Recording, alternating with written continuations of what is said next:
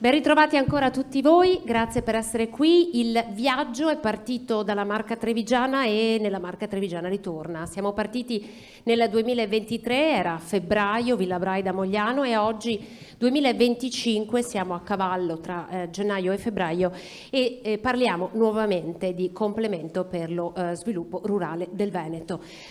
Quello che avete visto, i video che avete visto alle mie spalle mentre avevate insomma questo momento d'attesa vanno a restituire gli interventi che sono stati finanziati grazie al programma di sviluppo rurale. Quindi parliamo del pacchetto 2022-2027 e questo è un po' quello che è arrivato, i piani, i finanziamenti che arrivano di fatto e sono inseriti all'interno del programma di sviluppo rurale. Oggi parliamo di complemento di sviluppo rurale, di fatto parliamo di quel documento regionale che descrive l'attuazione in Veneto della strategia per lo sviluppo rurale e accompagna imprese ed imprenditori agricoli in un percorso di progresso e di sviluppo. Oggi andremo a presentare un altro pacchetto di bandi, ci sono dei finanziamenti che vi potranno interessare, però mi preme ricordarvi che avete tutti i canali social a disposizione per poter rivedere, ripassare, andare a spulciare tutti gli altri interventi che in questo viaggio di 7 tappe, questa è l'8ª, sono stati presentati. L'ultima tappa che appunto ci riporta nuovamente nella Marca Trevigiana e siamo davvero contenti di essere qui. Nella brochure che vi è stata consegnata c'è una sorta di vademecum dal complemento per lo sviluppo rurale, quindi una sorta di guida che vi potrà servire per orientarvi su quali sono gli interventi finanziari che potrebbero fare davvero al caso vostro. E poi ovviamente vi voglio ricordare il canale Telegram dove potrete trovare tutti quanti insomma le informazioni necessarie. Avete visto dei video, questi video fanno parte della campagna Le nostre radici, il futuro della terra, e qual è il modo migliore per capire quanto questi interventi possano aver aiutato i vostri colleghi se non ascoltarli direttamente dalle loro parole. Ma in questa sede vi vogliamo anche raccontare una nuova campagna social dedicata interamente ai social network, proprio perché i social network stanno diventando davvero uno degli strumenti con cui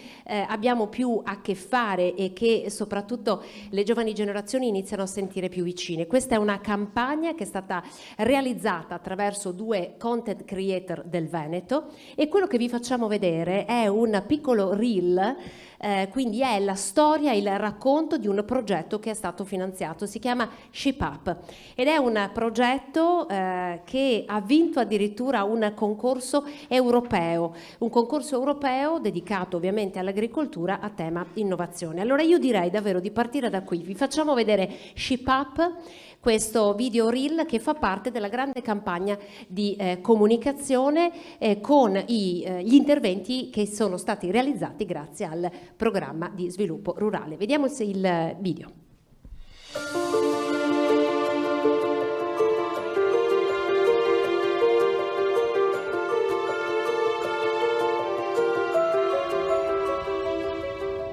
Progetto Ship Up per la valorizzazione dell'allevamento ovino in Veneto. Preservare e valorizzare le razze ovine autoctone. Hai mai pensato a quanto questo sia importante per i territori montani marginali? Brogna, Fosa, Lamon e Alpagota. Il progetto Ship Up è nato per questo, sviluppare un modello di allevamento ovino per preservare queste razze in via di estinzione sul territorio montano del Veneto. E non solo. Valorizzare l'intera filiera legata al latte, alla carne e alla lana, preservare il paesaggio, incentivare il lavoro evitando lo spopolamento delle aree montane. Un progetto che si è rivelato di grande successo, in particolare per lo sviluppo di una fitta rete collaborativa tra i piccoli allevatori, l'implementazione di un'app per il monitoraggio di greggi e per la diffusione dei prodotti eccellenze del territorio. Tutto questo grazie al contributo del programma di sviluppo rurale Veneto 2014-2020. Il futuro della terra? E se fossi intorno a te? Leggi la descrizione per saperne di più. Sentito 2014-2022, questi hanno beneficiato appunto, è un'azienda che ha potuto avere il sostegno del PSR. Oggi andiamo a presentare, e così è stato per questi 7 incontri che ci sono stati, invece gli interventi del CSR 2023-2027, quindi un nuovo pacchetto, il complemento per lo sviluppo rurale. Abbiamo un altro video da farvi vedere e vi voglio anche ricordare che c'è una registrazione integrale di questa serata, per cui se avete perso qualche concetto o passaggio importante per la vostra azienda, sapete che nel sito svilupporurale.it potete trovare la registrazione integrale di questa serata organizzata proprio per voi. Allora, un altro tema importante, fondamentale, è quello legato al risparmio idrico. Il risparmio idrico, sapete, la risorsa acqua è una delle risorse più importanti nell'agricoltura, e mai come in questo momento con i cambiamenti climatici noi abbiamo a che fare con periodi di grande siccità ma anche periodi di piene improvvise, ed è per questo che riuscire a gestire ed efficientare la risorsa idrica diventa uno degli strumenti più importanti che abbiamo. Allora andiamo a vedere questo video che ci permette di capire che cosa è stato fatto e che cosa si può fare in un'ottica di risparmio idrico. Il programma di sviluppo rurale del Veneto 2014-2022 fa parte della strategia Europa 2020 per una crescita sostenibile e inclusiva del settore rurale. Uno dei principali interventi attivati ha riguardato l'ammodernamento e la riconversione degli impianti irrigui per il risparmio di acqua. Le risorse concesse dal programma per questo intervento sono pari a 41,5 milioni di euro. Attraverso il programma, la Regione del Veneto ha finanziato 1264 operazioni per attuare questa tipologia di intervento.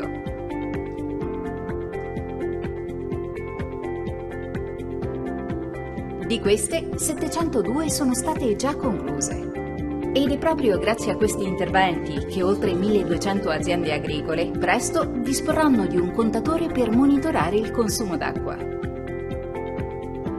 Sono 41.870 gli ettari di terreni interessati da questi investimenti, finalizzati al risparmio irriguo, pari al 5% della SAU, la superficie agricola utilizzata in Veneto, che equivale al 12% della superficie regionale irrigata nel 2020. La quasi totalità degli interventi è stata effettuata in aree del Veneto con bilancio idroclimatico negativo. Questo si tradurrà in un risparmio idrico potenziale di 85 milioni di metri cubi anno, pari ad una riduzione annua di 2122 metri cubi ad ettaro. Inoltre, l'introduzione di questi nuovi impianti ha già fatto registrare una riduzione media del 49% dei volumi irrigui utilizzati sui terreni oggetto di intervento. Le colture maggiormente interessate da questi investimenti sono il mais, 39%, il grano tenero, 17% e la soia, 9%. Questo ha avuto un effetto diretto anche dal punto di vista economico. L'80% delle aziende che hanno utilizzato i finanziamenti per il risparmio idrico hanno dichiarato di aver aumentato la loro produzione lorda vendibile, PLV, per un valore compreso tra il 10% e il 30%. Un miglioramento che ha portato 3 principali vantaggi. È aumentata la quantità prodotta della stessa coltura, 52% delle aziende. Sono state introdotte colture a più alto valore aggiunto, 20% delle aziende. È stato incrementato il prezzo di vendita delle produzioni già presenti, 16% delle aziende.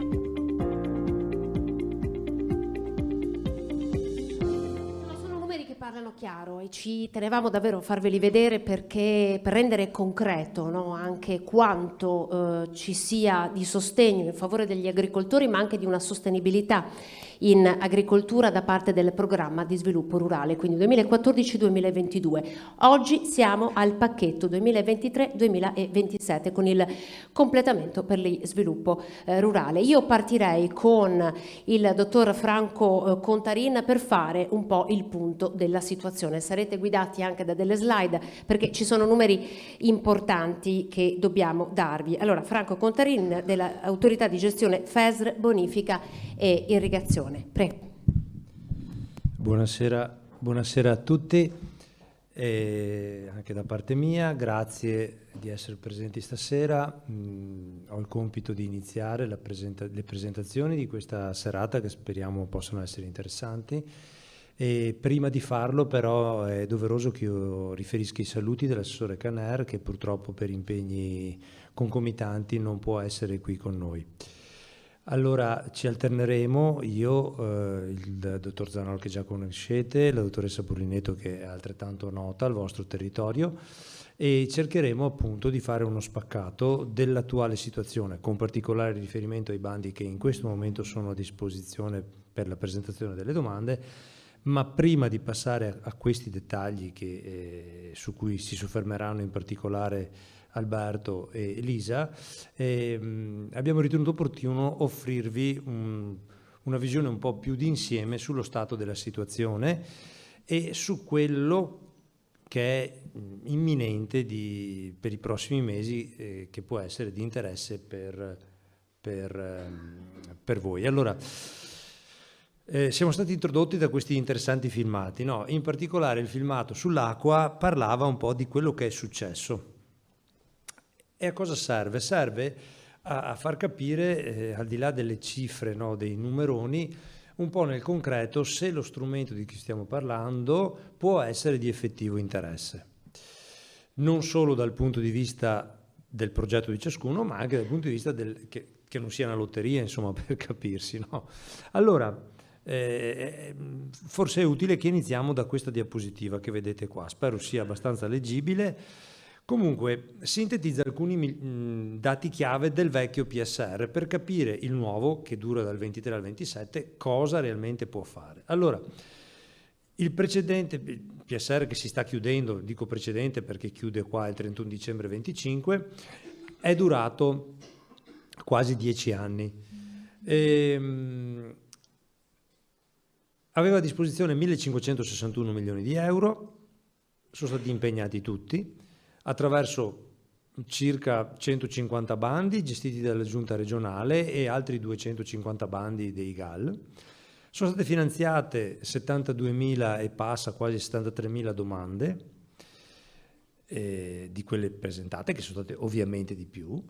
Gli aiuti che sono stati progressivamente pagati sul conto corrente dei beneficiari una volta che era chiesto l'anticipo, una volta che c'era l'acconto, una volta che era completato e si chiedeva il saldo, al 31 dicembre sono, vedete qua, 1.416 milioni. Quindi c'è una certa tempestività rispetto al passare del tempo e quindi non è che si aspetta la fine del periodo per erogare questi soldi. Da ultimo, in questo momento, i colleghi di Avepa, che sono il braccio operativo della Giunta regionale per quanto è la raccolta delle domande, l'istruttoria, i controlli e l'erogazione dei pagamenti, stanno effettuando istruttorie su circa 400-450 domande di pagamento finali di progetti realizzati per altri 36 milioni, in modo tale che al 31 dicembre poi si chiuda col pieno conseguimento dell'obiettivo previsto, che è l'erogazione effettiva di tutti fino all'ultimo euro, i 1.561 milioni. Questa è la storia a oggi. Questi numeri che vi ho detto, altisonanti, vanno rapportati a quello che è il settore agricolo veneto, che è un settore fatto di 83.000 aziende agricole, ho detto 73.000 domande finanziate a fronte di 83.000 aziende agricole. Le 73.000 domande finanziate non vuol dire 73.000 aziende, in realtà sono circa 40.000 aziende, ok? E dentro ci sono anche imprese agroalimentari, svariate, qualche centinaio, anche qualche decina di comuni, di comunità montane, le regole per le misure forestali. È interessante questo raffronto, questa percezione per capire il livello di risposta che possono dare questi strumenti. Il nuovo, il 23-27, che è cominciato praticamente 2 anni fa. Il nuovo ha cambiato nome, ma nella sostanza conferma gli strumenti precedenti con una serie di innovazioni. Una innovazione importante è che c'è una cornice, un documento nazionale unico che mette insieme i pagamenti diretti, il primo pilastro, l'OCM vitivinicola, per citare qualcosa che conoscete, con lo sviluppo rurale. Mentre gli interventi nazionali che ho citato, pagamenti diretti, primo pilastro per capirsi, ha regole molto omogenee a livello nazionale, lo sviluppo rurale è stato dato in consegna, in gestione alle regioni attraverso dei complementi regionali. Ecco perché è cambiata la sigla da PSR a CSR, per questo motivo. Questa diapositiva vi rappresenta il budget complessivo della PAC 23-27. Non lo commentiamo, sono circa 37 miliardi di euro tra primo e secondo pilastro, 16 miliardi sono per il secondo pilastro. Questi 16 miliardi sono stati divisi per ogni regione. Il documento nazionale contiene anche tutta una serie di regole a cui le regioni ovviamente devono attenersi, l'elenco dei tipi di bando, di intervento che si possono attivare. Dicevo, i 16 miliardi sono stati suddivisi. Al Veneto, l'assegnazione al Veneto è di circa 818 miliardi. È il terzo numero che vedete in questa diapositiva. Gli altri due numeri che vedete, 44, sono tre numeri che sintetizzano lo strumento.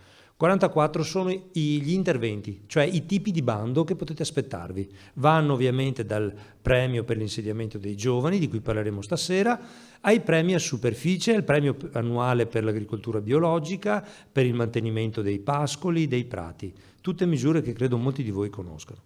Ultimo numero, anche se è il primo, le 6 priorità, cioè la Regione Veneto, per usare al meglio queste risorse che le sono state assegnate del budget nazionale, in un percorso di condivisione col partenariato che si compone delle associazioni agricole, delle associazioni dei comuni, di tutti i soggetti che hanno titolo a rappresentare le imprese del settore, gli operatori del settore, ha individuato 6 priorità.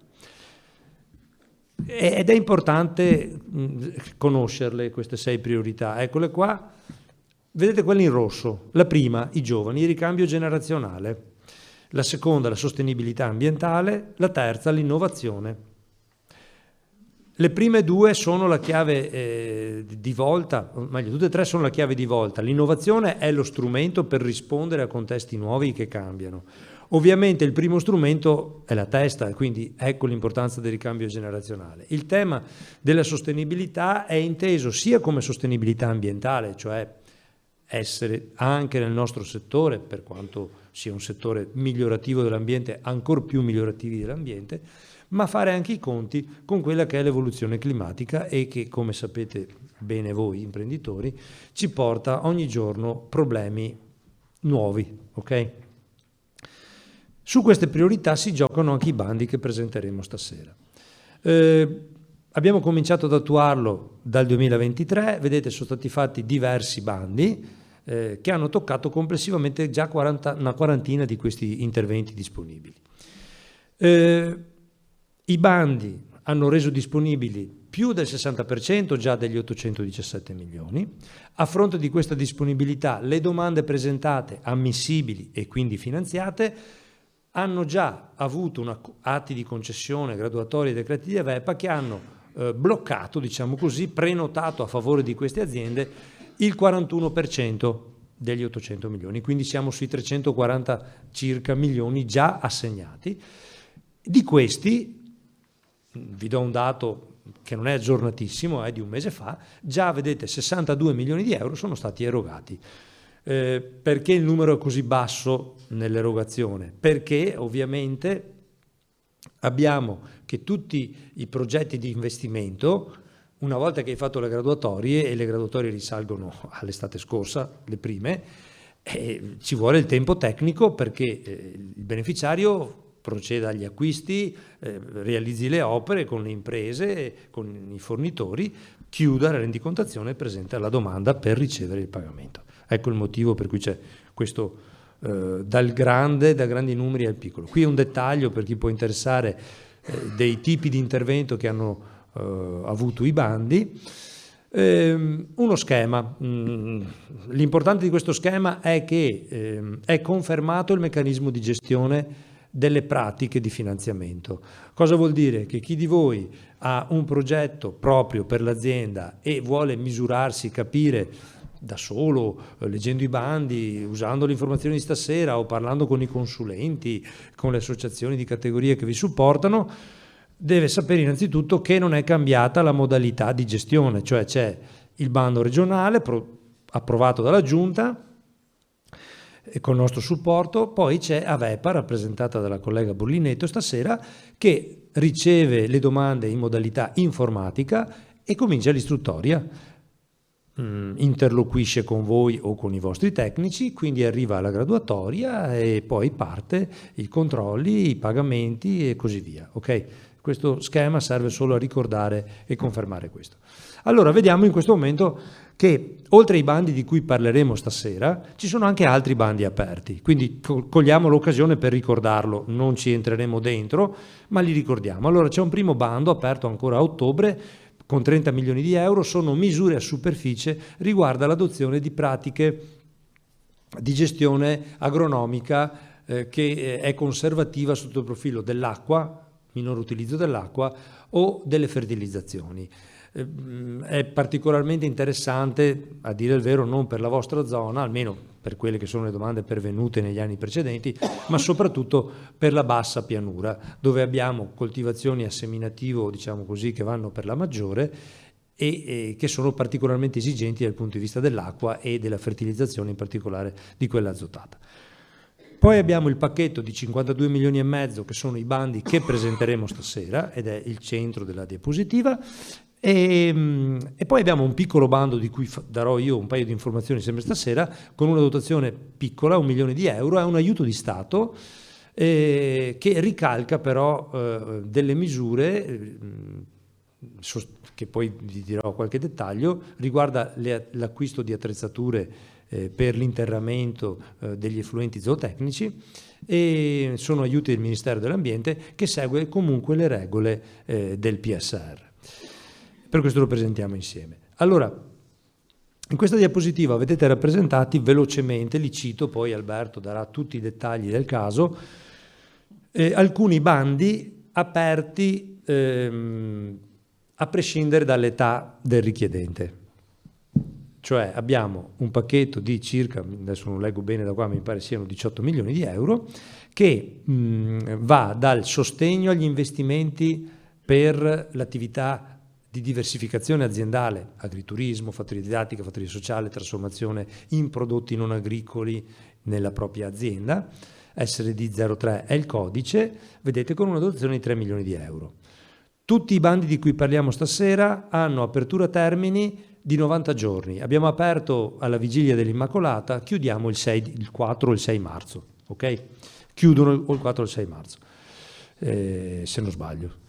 Poi abbiamo l'SRD 06, è un nuovo intervento che ha una nuova apertura, sono 2 bandi con 2 graduatorie, prevede un aiuto da un lato per gli investimenti necessari a dotare l'azienda agricola di strumenti di difesa attiva o da calamità, grandine, gelata, per capirci le principali, o da avversità patologiche, in particolare gli insetti, ok? Il primo. Il secondo, sempre dell'SRD 06, prevede l'aiuto a investimenti, il sostegno ai investimenti per la difesa, l'apprestamento di strumenti di difesa, di biosicurezza rafforzata per gli allevamenti suinicoli. Quindi è rivolto in particolare per difendere questi allevamenti dal problema del contagio da PSA. Okay. Poi abbiamo un bando nuovo, anche questo, l'SRD 14 è il codice, non è rivolto agli agricoltori, diversamente dai precedenti, ma è rivolto a un tentativo, un esperimento con una piccola dotazione, probabilmente sarà unico questo bando, mentre gli altri avranno più edizioni. L'SRD 14 riguarda le aziende artigiane di contoterzismo, cioè di servizi all'agricoltura, e si rivolge, prevede un sostegno, il budget sono 4 milioni, prevede un sostegno per l'acquisto di attrezzature per agricoltura sostenibile, quindi sia per le lavorazioni del terreno che per soprattutto i trattamenti fitosanitari o la difesa dalle malerbe e quant'altro. Poi abbiamo l'ultimo bando, SRH01, si rivolge a altri soggetti, sono gli organismi di consulenza che presentano dei progetti per erogare delle consulenze alle imprese agricole su determinate materie previste dal bando, secondo determinati protocolli, in modo che queste consulenze siano non a pagamento per le imprese agricole, siano gratuite. E poi vi dicevo questo bando di 1 milione di euro per l'acquisto di attrezzature da parte degli agricoltori, acquisto di attrezzature per l'interramento degli effluenti geotecnici. La seconda parte, o la prima seconda esposizione che farà Alberto, riguarda invece i medesimi bandi, ok, la dico così, più il bando premio di insediamento giovani. Quindi abbiamo l'apertura del bando per l'erogazione di 350 premi da 40.000 euro a ciascun nuovo giovane agricoltore che diventa capo azienda, e gli interventi che ho detto prima, più alcuni altri che illustrerà Alberto, che compongono, lo sapete, il pacchetto giovani obbligatorio, perché il giovane che si insedia riceve il premio forfettario, ma deve anche impegnarsi a migliorare quell'azienda attraverso un piano aziendale, e su questo gli viene riconosciuto il contributo nelle forme e secondo i requisiti che poi dettaglierà Alberto.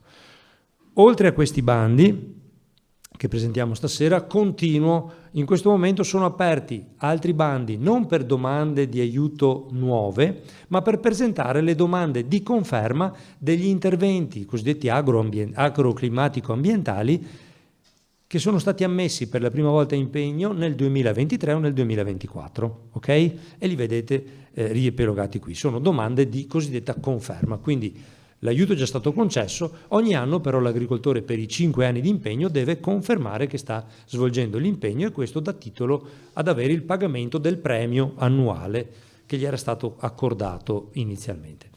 Poi avremo l'apertura a breve, nelle prossime settimane, di alcuni nuovi interventi per nuovi impegni sempre di natura agroclimatico-ambientale. Li ricordo velocemente. La riga centrale, vedete, SRA 02, SRA 06, SRA 20, sono quei bandi da 30 milioni già aperti che ho citato all'inizio. Poi ne apriremo altri. SRA 07, conversione di superfici agricole a seminativo in prati e pascoli. Okay?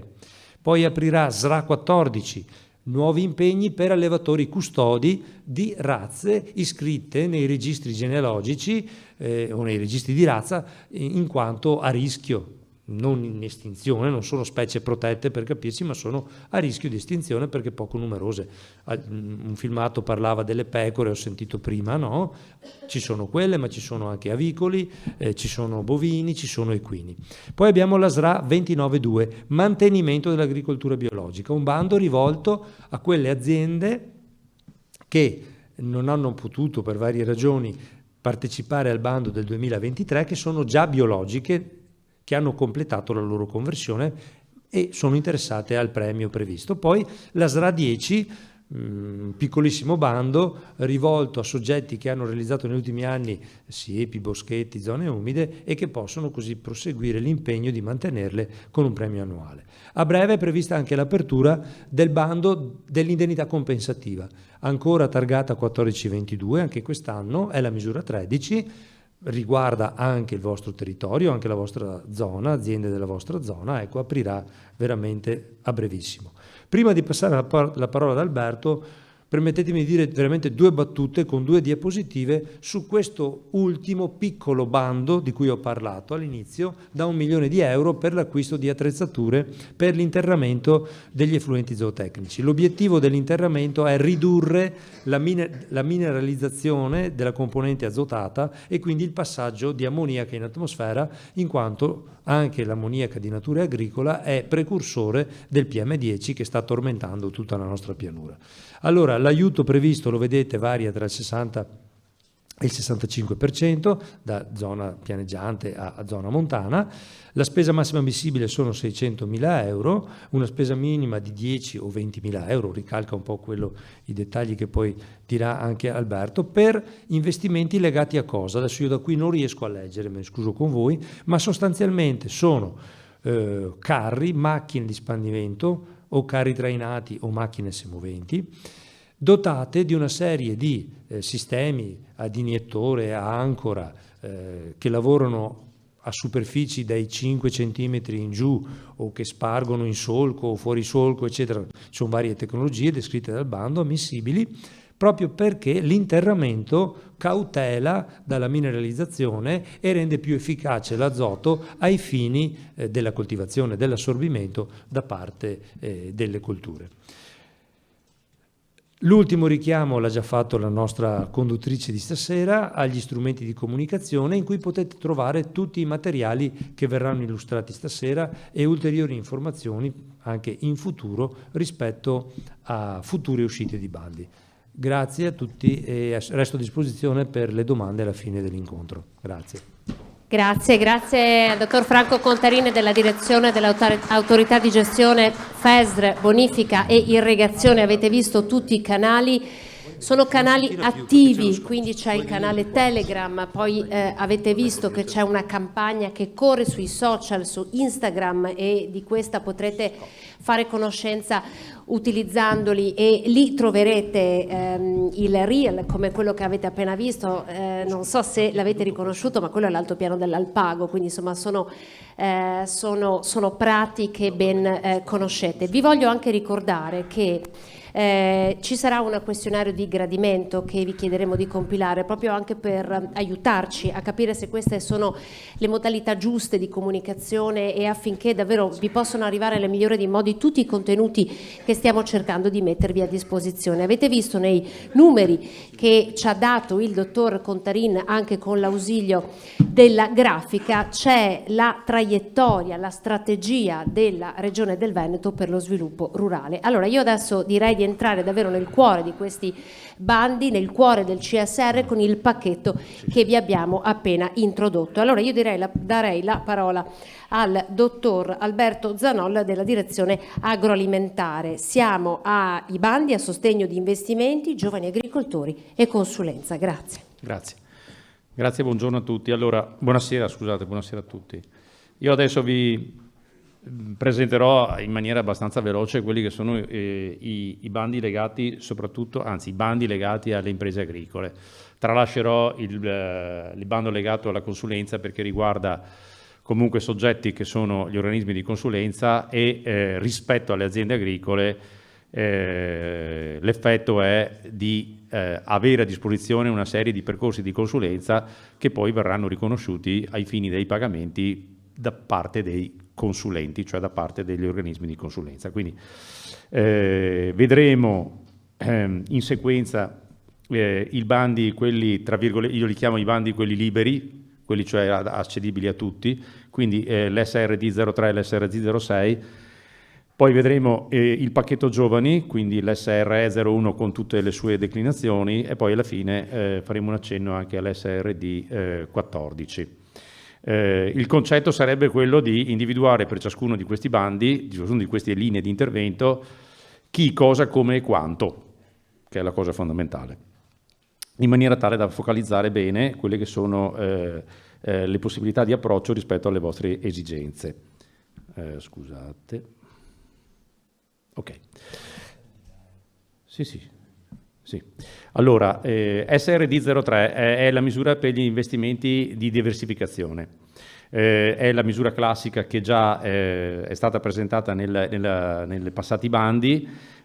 Sapete che i beneficiari possono essere imprenditori agricoli, non necessariamente imprenditori agricoli professionali, oppure ovviamente in questo caso anche giovani agricoltori. Le operazioni ammissibili qui le ho elencate perché questo tipo di intervento è un intervento che abbraccia tutta una serie di attività che non sono legate evidentemente alla produzione agricola, ma sono legate alla connessione rispetto alla produzione agricola. Quindi sia la parte turistica, sia la parte della trasformazione di prodotti agricoli in prodotti non agricoli, sia tutta la parte del enoturismo, oleoturismo, fattorie didattiche e agricoltura sociale. Le condizioni di ammissibilità qui sono riportate tutte ed in maniera specifica, perché per ciascuna di quelle che sono le attività che il progetto che si vuole andare a presentare diciamo così, copre, ci sono delle specifiche condizioni di ammissibilità che vedete nella sezione dedicata alle condizioni di ammissibilità delle specifiche operazioni. Quindi a seconda di quello che volete andare a, diciamo così, a chiedere a contributo, la trasformazione di prodotti piuttosto che l'agriturismo, turismo rurale, oleoturismo, fattorie didattiche e ammodernamento e la parte dell'agriturismo per quanto riguarda l'ammodernamento delle cucine ha delle condizioni specifiche. Le spese ammissibili, qui le ho anche qui riportate in maniera abbastanza molto chiara, molto definita, perché per questo tipo di intervento le spese ammissibili devono fare riferimento anche qui alla tipologia di progetto che viene ad essere finanziato. La cosa fondamentale da assolutamente ricordare è che qui non sono previsti finanziamenti per quanto riguarda le nuove costruzioni, sono previsti finanziamenti solo per la ristrutturazione e l'ammodernamento di fabbricati già esistenti e comprensivi sia dell'aumento volumetrico per gli adeguamenti tecnologici, igienico-sanitari e eliminazione delle barriere architettoniche, sia per quanto riguarda la sistemazione di aree esterne. Cosa significa comprensivi? Vuol dire cioè che posso avere un finanziamento anche per la sistemazione delle aree esterne, però non fine a sé stante. Deve essere all'interno di un progetto che prevede anche la ristrutturazione e l'ammodernamento del fabbricato. Le spese non ammissibili qui sono molto specifiche perché sono legate alla tipologia di attività. Comunque sono spese non ammissibili che sono ordinariamente, chiamiamole così, non ammissibili nei diversi bandi legati appunto alla diversificazione. Non mi soffermerei più di tanto, dico solo che deve essere fatta molta attenzione rispetto a quello che si può e quello che non si può fare in relazione a quello che avete intenzione di fare. Questo è fondamentale. I limiti di spesa all'aiuto, qui lavoriamo in regime di de minimis, tuttavia è stato definito un limite massimo per gli interventi sulle fattorie didattiche, sulle fattorie sociali, il turismo rurale e sull'ammodernamento delle cucine agrituristiche, vedete, di 130.000 euro, mentre per gli altri interventi il limite massimo di spesa è quello del de minimis, quindi 400.000 euro. Le percentuali di contributo le vedete e variano in funzione della zona montana oppure delle altre zone. Ovviamente c'è una graduatoria che viene definita e stilata in funzione dei criteri che sono stati approvati in sede evidentemente di complemento di sviluppo rurale. Qui ve l'ho riportata per avere un'idea di quello che potrebbe essere il peso di ciascuno dei principi e di ciascuno poi dei criteri all'interno dei principi. Quindi nel momento in cui si va a stilare il progetto si dovrà andare a vedere anche qual è il punteggio che il progetto stesso può raggiungere, tenuto conto evidentemente di quella che è la disponibilità finanziaria, che come avete visto non è una disponibilità rilevante in considerazione dell'utilizzo delle risorse già effettuate nel bando precedente.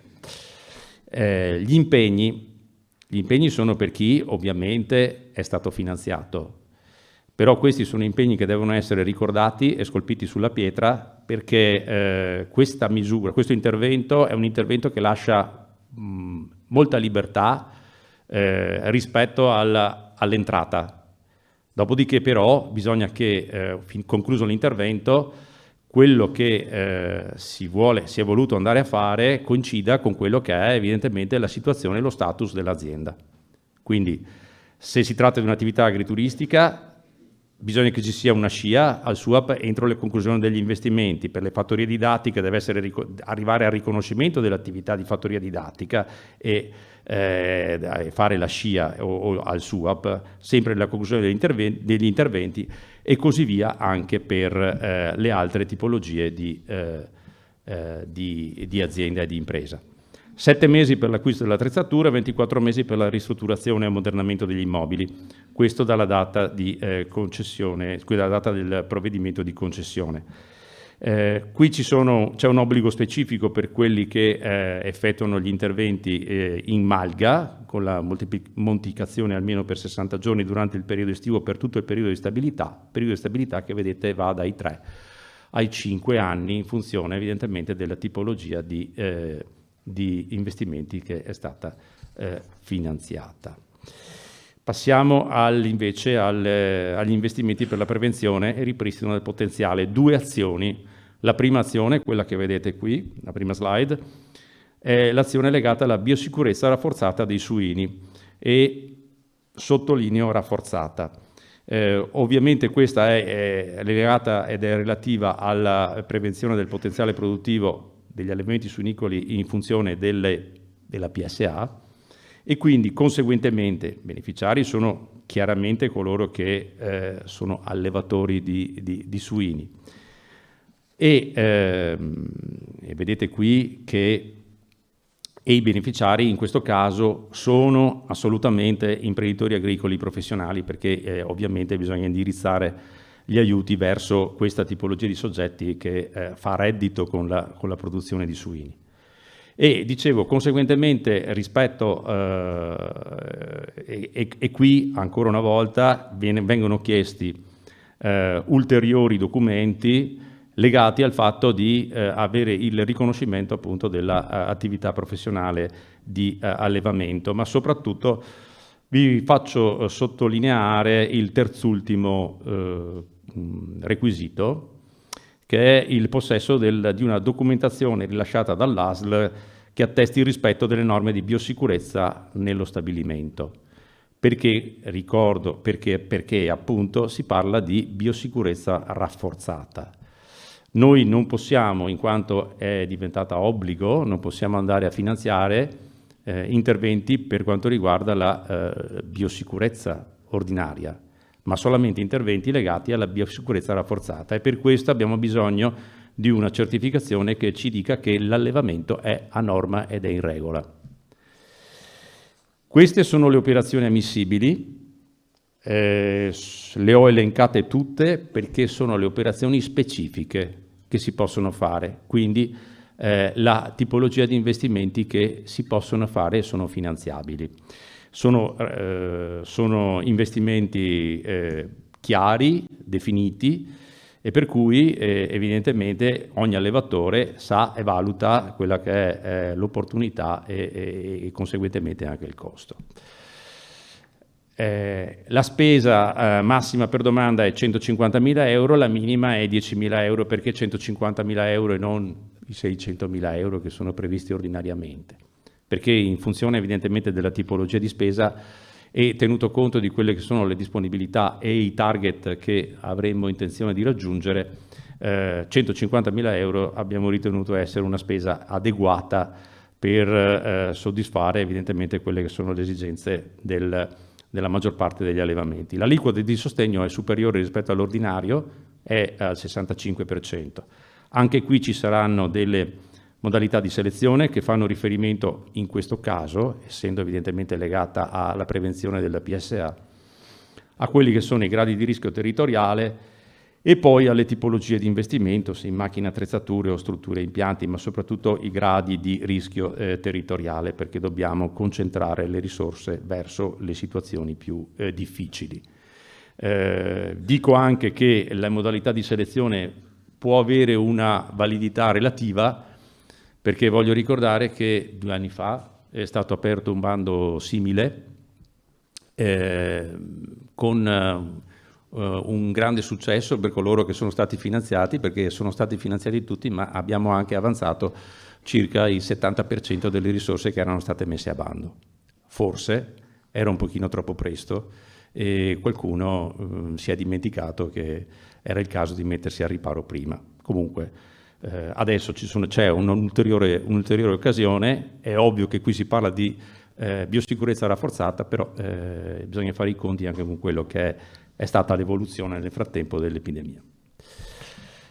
Termini di esecuzione sono 7 mesi per attrezzature, 18 mesi per gli interventi e gli impianti. I vincoli di mantenimento sono 5 anni e 3 anni rispettivamente, ma questo penso che sia una cosa abbastanza ordinaria, tenuto conto che andiamo a finanziare dei professionisti legati alla produzione di suini e di carne suina. Avversità di infestazioni è la seconda linea di intervento per quanto riguarda la prevenzione. Qui si parla di avversità atmosferiche e infestazioni parassitarie nel caso delle coltivazioni vegetali e nello specifico delle coltivazioni arboree. Anche qui gli imprenditori sono imprenditori agricoli professionali, tralascio la condizione di ammissibilità legata all'imprenditore agricolo professionale perché tutti sanno di che cosa si stiamo parlando, e anche l'impresa che deve essere iscritta al registro delle imprese e avere il fascicolo aziendale. Le condizioni di ammissibilità, sulle condizioni di ammissibilità delle operazioni sottolineo il fatto che una delle condizioni è quella di aumentare la superficie asservita dai sistemi di prevenzione danni. Questo che cosa significa? Significa che voglio sostituire la rete sui miei 2 ettari di frutteto, oppure un altro tipo di apprestamento, ma lo sostituisco e lo miglioro. Bene, la risposta è no, perché una delle condizioni è l'aumento della superficie asservita. Quindi vuol dire che non è sufficiente sostituire i 2 ettari, bisogna aumentare la superficie che è sottoposta a questa condizione di prevenzione. Ok? Quindi questa è una cosa fondamentale che bisogna ricordarsi. Sulle spese non ammissibili, vabbè, sono le spese che ordinariamente non sono ammissibili, quindi se sono spese di investimento come tali possono essere ascrivibili ai cespiti ammortizzabili pluriennali, non i materiali usati, quelle e le condizioni previste dai regolamenti, e non mi soffermo. Le operazioni ammissibili sono distinte nelle diverse finalità. Quindi la prima è l'antibrina, poi l'antinsetto, in queste 3 vediamo è l'antigrandine. Allora, qui nell'antibrina bisogna fare alcune chiarificazioni. Finché si tratta di ventilatori e bruciatori fissi e mobili, vabbè, nulla da dire, e le relative centraline di controllo per gli impianti in relazione alle condizioni meteorologiche è chiaro. Una precisazione va fatta per l'adeguamento di impianti irrigui esistenti, sottolineando la parola adeguamento. Che cosa vuol dire? Vuol dire che non ho un impianto di irrigazione, o meglio, ho un impianto di irrigazione a scorrimento, cogliamo l'occasione di fare un impianto di irrigazione sottochioma o sovrachioma perché mi serve per l'antibrina. No. Bisogna che ci sia evidentemente già un impianto di aspersione soprachioma, siano fissi, di aspersione sottochioma con interfila, inerbito e microirrigatori e microsprinkler, quindi queste tipologie. Bene, queste tipologie noi paghiamo l'adeguamento a diventare anche, ok, impianto impianto antibrina. Non perché siamo cattivi, ma questa diciamo che è un'interpretazione positiva rispetto al concetto della riduzione, per quanto possibile, dell'uso dell'acqua e dell'efficientamento dell'acqua. In questo modo vogliamo dimostrare che quel tipo di intervento che noi andiamo a finanziare è un intervento che è funzionale all'antibrina e non è un intervento che fa anche l'antibrina, però intanto ho aumentato la superficie irrigua senza andare a considerare quelli che sono i limiti imposti dalla legislazione e i limiti poi introdotti nel complemento di sviluppo rurale. Questa è una cosa fondamentale. Gli altri sono gli apprestamenti legati agli impianti antinsetto, quindi vedete bene di che cosa si tratta, e poi chiaramente gli impianti antigrandine e gli impianti antipioggia, che sono normalmente disponibili e utilizzabili. La spesa massima è 250.000 euro per domanda di aiuto, la spesa minima è 10.000 euro, anche qui l'aliquota, come l'altra parte, è il 65% delle spese. Qui ci sono i principi di selezione, anche qui ci saranno una selezione, una graduatoria. Qui è stata introdotta, sono 2 slide, questa e quella dopo. Ve l'ho fatti solo vedere, li ho lasciati a memoria perché qui potete vedere come i principi di selezione sono stati cesellati quasi in funzione di quelle che sono chiaramente le condizioni funzionali agli impianti antibrina, agli impianti antigrandine e gli impianti anti-insetto. Le operazioni, anche qui 18 mesi per opere e impianti tecnologici, 7 mesi per le attrezzature. Le attrezzature probabilmente sono le stufe, ma penso che nessuno le compri. Quindi diciamo 18 mesi. Ecco, una cosa fondamentale che volevo ricordare è che tra i soggetti che sono ammissibili ci sono anche associazioni di agricoltori, che non significa essere cooperativa, ma in questo caso significa un'associazione tra agricoltori che può prendere forma di ATI, ATS o contratto di rete, funzionale alla costituzione e alla costruzione, ad esempio, di ventilatori. Stante la maglia poderale molto piccola nell'area veneta, se si mette un ventilatore, il ventilatore ha una capacità evidentemente di gestione di qualche decina di ettari. E quindi per venire incontro a questa possibilità abbiamo dato la possibilità di mettersi insieme diversi imprenditori agricoli a titolo professionale in maniera tale che con questa associazione possano far domanda per costruire e per mettere in atto ad esempio un ventilatore. Passiamo ai giovani. Allora, l'insediamento giovani è la misura classica che ogni anno si ripete. Sapete che esiste un importo forfettario a disposizione del giovane di 40.000 euro e la necessità di una presentazione di un pacchetto giovani dove ci sia almeno uno degli interventi che vedete qui elencati, che sono gli investimenti nelle aziende agricole, sia per la competitività, sia per il benessere ambiente e clima, e sia per la diversificazione e infine anche la prevenzione danni. Cosa significa? Significa che nel pacchetto giovani io posso mettere insieme uno o più di questi interventi. Non è necessario che ne sia uno solo, ce ne possono essere anche 2, 3, a seconda evidentemente di quelle che sono la volontà diciamo così, è il progetto del giovane. Le condizioni di ammissibilità sono quelle ordinarie, già note per quanto riguarda il pacchetto giovani. Ho segnato in rosso una cosa fondamentale collegata al fatto di essersi insediato come capo azienda in un'azienda agricola per la prima volta nel periodo tra 24 mesi prima della domanda e 60 giorni dopo l'apertura del bando. Quindi non entro il 6 marzo, ma entro il 6 febbraio, più o meno. E cioè stare attenti, molto attenti all'assegnazione della responsabilità nel caso di insediamento in società. Mi raccomando, bisogna che nell'atto costitutivo ci sia scritto, se si tratta evidentemente di società semplice, perché la società di capitali viene individuato sicuramente quello che è l'amministratore e quindi colui che ha la titolarità di rappresentanza fiscale e civile dell'azienda, però nell'atto costitutivo delle società semplici assolutamente va indicato in maniera espressa che al giovane viene lasciata l'unica rappresentanza rispetto anche a tutti gli altri soci che quindi non hanno rappresentanza in maniera automatica, magari anche no.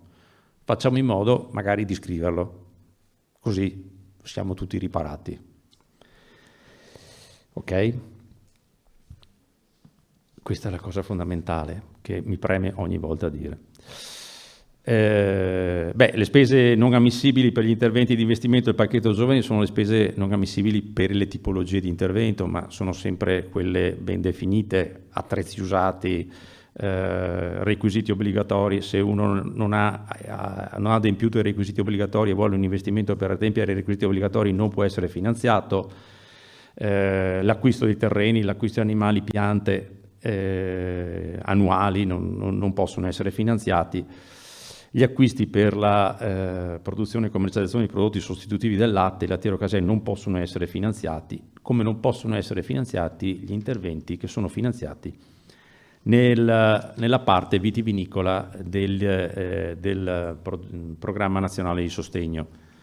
Quindi la ristrutturazione, gli interventi dei macchinari in cantina non possono essere finanziati. I principi di selezione qui li ho riportati, direi che quello più importante e rilevante è la questione legata alla strategicità dell'intervento proposto, quindi degli investimenti. Vedete che Cuba 48 punti su 100, quindi direi la cosa più rilevante. Quindi nel momento in cui andate a chiedere un intervento, il concetto è, un finanziamento, il concetto è magari state un po' più stretti con quelli che sono gli interventi, eliminando quelli che possono portarvi più basso rispetto al punteggio massimo di 48, portiamoci a casa quello che è più sicuro. Questa è una slide che è la slide degli impegni. Questa bisognerebbe che venisse consegnata a tutti coloro che vengono finanziati e poi se la appendono in camera dietro la porta, perché questa slide dà l'indicazione di tutte le cose che devono essere fatte nei tempi che sono previsti. Questo significa che se non vengono fatte una di queste cose, il progetto diventa non pagabile, che è molto più scocciante che non ammissibile. Perché magari voi avete anche fatto le cose, avete anche speso e dopo succede che non si può pagare. Quindi, a parte condurre l'azienda per almeno 5 anni decorrenti dalla data di pagamento del saldo, che è una cosa ex post, ma che potrebbe costare l'intero contributo che è stato già erogato, quindi molto più ancora di più scocciante. Il resto sono tutte condizioni che man mano si devono formare e adeguare durante l'esecuzione del piano aziendale.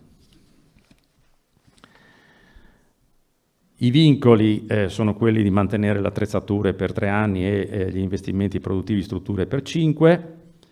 E qui l'altro vincolo è che durante il periodo di realizzazione del piano non si può accedere ad ulteriori aiuti per gli investimenti nell'azienda agricola. Questa è una precauzione funzionale al fatto che il concetto deve essere chiaro. Il concetto: avevo un piano e ho un piano di investimento per l'insediamento, chiudo quello e poi continuo con il mio sviluppo. Però l'importante è arrivare a chiudere quello senza andare magari diciamo così, ad avere troppe difficoltà da un punto di vista finanziario. L'esecuzione delle operazioni, in questo caso, a differenza delle altre interventi strutturali, vedete, è entro 36 mesi dalla data di pubblicazione del decreto di concessione ed è sulla base di quello che avete previsto nel piano aziendale. Ultima cosa che vi dico, che non è segnata qui, riguardo al piano aziendale. Il piano aziendale viene presentato ed ha una validità legata evidentemente a quello che voi decidete, 2 anni, 3 anni, al massimo 3 anni. Ci possono essere delle condizioni particolari per cui rispetto al piano aziendale c'è una modifica strutturale dell'impresa, potrebbe esserci una modifica strutturale dell'impresa, ma allora in quel caso bisognerà, diciamo così, dare evidenza della modifica e adeguare il piano aziendale rispetto alla modifica dell'impresa, in maniera tale che comunque sulla base di questo si possa rilevare che c'è un miglioramento in ogni caso di quelle che sono la situazione della neoimpresa insediata. Vediamo un attimo le misure collegate, qui faremo velocemente. L'SRD01 sono gli investimenti agricoli per la competitività, quindi vuol dire l'investimento produttivo per le produzioni agricole. Vedete, le operazioni ammissibili sono praticamente qualsiasi tipo di intervento di carattere strutturale o dotazionale legato alla produzione agricola in sé. L'unica esclusione sono quei finanziamenti che sono finanziati invece nell'altro intervento, quello legato a ambiente, clima e benessere animale, e ovviamente agli interventi, come dicevamo prima, legati al Piano Nazionale di Sostegno Vitivinicolo. Le percentuali di aiuto sono del 40% per quanto riguarda la zona, gli investimenti per la trasformazione e commercializzazione, fisso, perché è il limite massimo di spesa prevedibile, mentre per la zona montana, siccome sono collegati a un pacchetto giovani, sono dal 50-60%, in altre zone, zona montana, perché sono collegate al pacchetto giovani. I limiti di spesa li vedete lì sopra, 600.000, 20.000 e 10.000 rispettivamente come spesa minima. SRD02, tutela delle risorse naturali, l'azione B. Qui sono interventi che sono legati da una parte, come vedete, sono sistemi di trattamento di reflui fitoiatrici, quindi per evitare l'inquinamento puntuale, oppure l'acquisto di attrezzature per la tutela del suolo.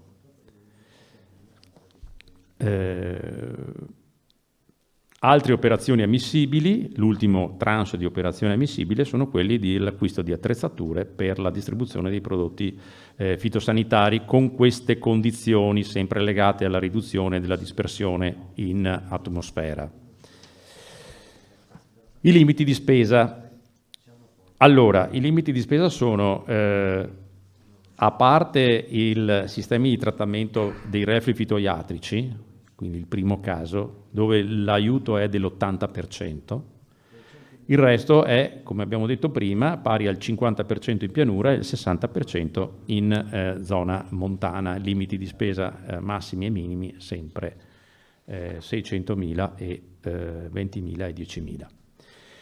Investimenti irrigui possono essere accoppiati al primo insediamento anche investimenti per la riduzione dell'utilizzo dell'acqua, ovvero per la razionalizzazione. Qui sono elencate le operazioni ammissibili, non mi dilungherei più di tanto, se non per ricordare che o possono essere fatti ammodernamenti dei sistemi di irrigazione già esistenti, quindi non ampliamento delle superfici irrigate, oppure possono essere finanziati invasi e stoccaggi aziendali derivati da acque reflue fino a 50.000 metri cubi con le relative opere di messa a norma e poi di prima distribuzione.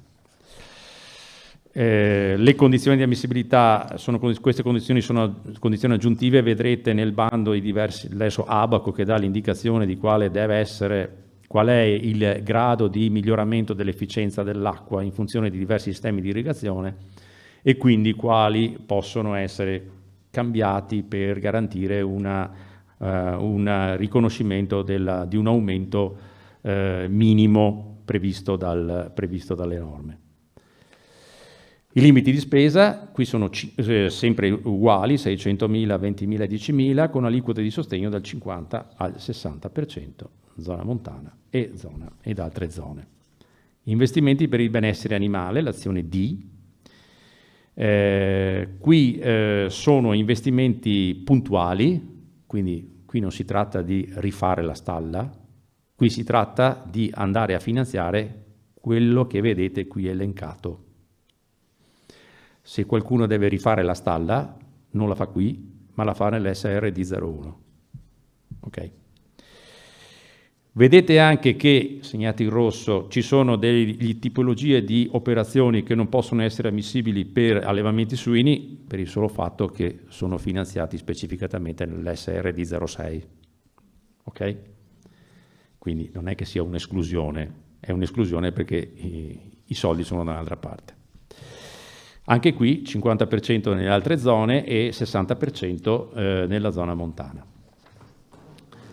SRD 14 è una nuova misura, sono investimenti produttivi non agricoli, si è pensato con questa programmazione di indirizzare questa tipologia di intervento verso investimenti produttivi non agricoli a servizio comunque del sistema rurale. E quindi vedete che si tratta di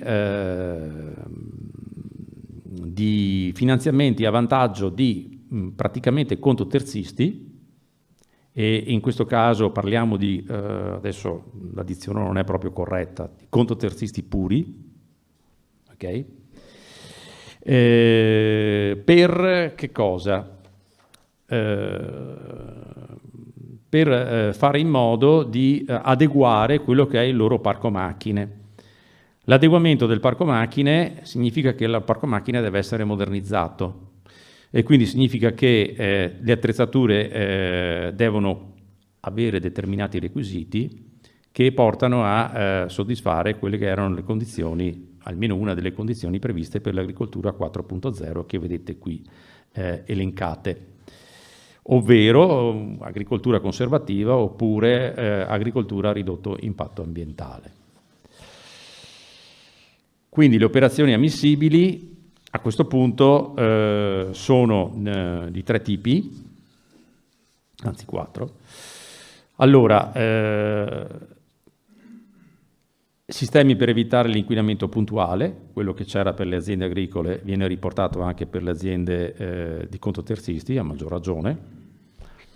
Attrezzature per la tutela del suolo, quindi agricoltura di precisione, agricoltura conservativa, controllo localizzato delle malerbe con mezzi fisici o meccanici, attrezzature per la distribuzione di prodotti fitosanitari con dispersione, ridotta dispersione,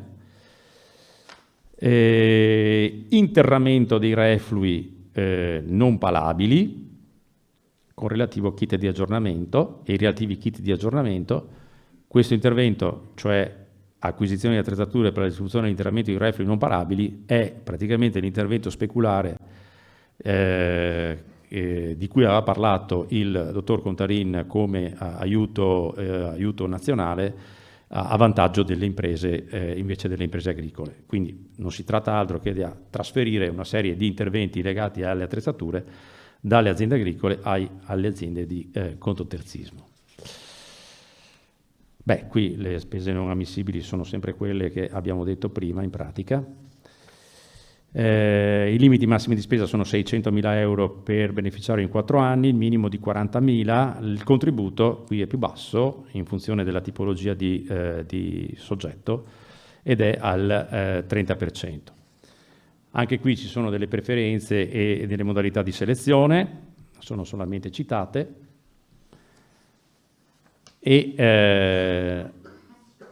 E qui per quanto riguarda gli obblighi e i vincoli di gestione, il periodo per eseguire le operazioni e il periodo per il mantenimento delle attrezzature stesse. Non so se ci sia l'ultima diapositiva. Sì, chiudo con altre 2 notizie che non riguardano lo sviluppo rurale, ma che comunque sono sempre notizie importanti in funzione, tra virgolette, dell'attualità. Questa settimana, ieri, la terza commissione consigliare ha dato il parere positivo rispetto a una proposta di deliberazione della giunta regionale, quindi andrà nella prossima settimana, verrà approvata definitivamente e pubblicata, per la possibilità di finanziamenti agevolati tramite provvista pubblica, quindi un'agevolazione al credito a breve e a medio termine, quindi 1 anno o 5 anni, con un importo di finanziamento variabile tra i 5.000 e i 50.000 euro. La disponibilità è di 10 milioni e il costo massimo di queste operazioni per i soggetti evidentemente che aderiranno, comprese le commissioni, è stato indicato nel 2,95% rispetto evidentemente a quello che è l'importo di finanziamento. Questo tipo di intervento non è gestito direttamente dall'amministrazione regionale, ma ovviamente voi dovrete passare, chi vorrà diciamo così, far agio a questo tipo di intervento, dovrà passare attraverso evidentemente il proprio istituto bancario e che poi avrà il collegamento e il rapporto con il soggetto gestore regionale. Le altre due indicazioni che volevo darvi riguardano invece il settore viticolo. La prossima settimana andrà in approvazione, in proposta di approvazione da parte della Giunta il bando di ristrutturazione e riconversione viticola. Ricordo, sono 12 milioni e mezzo e sono per l'aiuto evidentemente alla ristrutturazione, quindi estirpo, reimpianto, ovvero impianto delocalizzazione dei vigneti, secondo dei costi standard, con un aiuto pari al 50% dei costi standard, quindi stiamo parlando di costi che sono tabellizzati per ettaro e per cui non è necessariamente richiesta la presentazione della spesa. Però questo non significa che non dovete fare le fatture. Cioè, per noi non è richiesta la spesa, non dovete presentarci la fatturazione per vedere se avete effettivamente speso. Però insomma, dopo c'è qualcun altro che può venire a chiedervelo. Qui stiamo parlando, tanto per darvi un'idea, di costi standard che variano, siamo intorno ai, diciamo il numero di viti esistenti qui normalmente per ettaro, siamo intorno ai 24.000 euro per una spalliera normale, a 24.000 euro in pianura, fino ad arrivare nel caso di terrazzamenti e nel caso di pendenze superiori al 30%, quindi le nostre zone collinari, fino ad arrivare a 30.000 euro di spesa standard, il che vuol dire il corrispondente 50% di aiuto e di contributo. Questa è una prima informazione. La seconda informazione è che quasi contemporaneamente verrà aperto anche, riaperto il bando per la sostituzione delle piante, per la sostituzione degli impianti affetti da flavescenza dorata. In questo caso quello che noi chiediamo e per noi è sufficiente è la sostituzione delle piante dell'intera superficie interessata, non della singola pianta, ma dell'intera superficie interessata, mezzo ettaro, 5.000 metri, 7.000 metri, 10.000 metri, quello che è. Quindi a noi basta solo la sostituzione delle piante e qui l'importo è anche qui un importo forfettario di 6.500 euro ad ettaro. Per partecipare bisogna che ci sia un'evidenza di fallanze, cioè bisogna che l'impianto abbia sofferto e quindi come tale il viticoltore ha tolto le piante che erano sofferenti, ha tolto le piante che doveva togliere, perché è opportuno e ricordiamo che bisognerebbe farlo sempre, togliere le piante che hanno evidentemente i sintomi. Non serve che poi ci sia qualcuno che mi giustifichi che le piante sono state tolte perché ci sono i sintomi, perché noi partiamo dalla condizione, immagino che sia tutta, che il viticoltore non è che si diverte ad andare a togliere le viti, se le ha tolte vuol dire che evidentemente sono sofferenti ed erano sofferenti. Allora in questo caso può partecipare al bando, può fare domanda e sulla base di questo può fare anche la sostituzione delle sole piante, avendo appunto un contributo di, sarebbe il 65% su 10.000 euro ettaro, quindi insomma 6.500 euro all'ettaro. Questo è una cosa direi da diffondere, perché questo sarebbe il secondo bando. Qui abbiamo 1.600.000 euro. Questo è il secondo bando, perché 2 anni fa è stato fatto un bando esattamente uguale e abbiamo su 400.000 euro abbiamo risparmiato 250.000 euro. Quindi nessuno ha aderito. Non è che facesse la stessa fine del famoso bando sulla biosicurezza dei suini, dove 2 anni fa nessuno ha aderito. Adesso magari c'è qualche evenienza in più. Ok. Io ho finito e resto a disposizione per qualsiasi domanda, grazie. Grazie al dottor Zanol.